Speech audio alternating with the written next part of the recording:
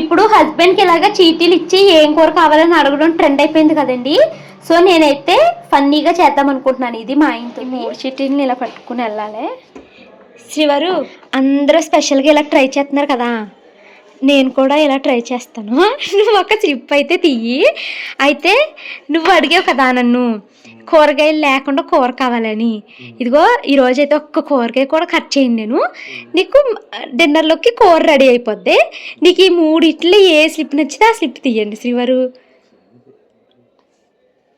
ఏమొచ్చింది?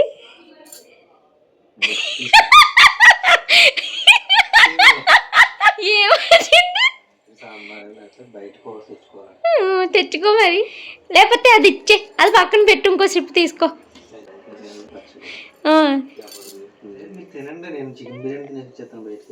మరి అలా అని చెప్తే నేను అన్నం వండపోతుంది కదా.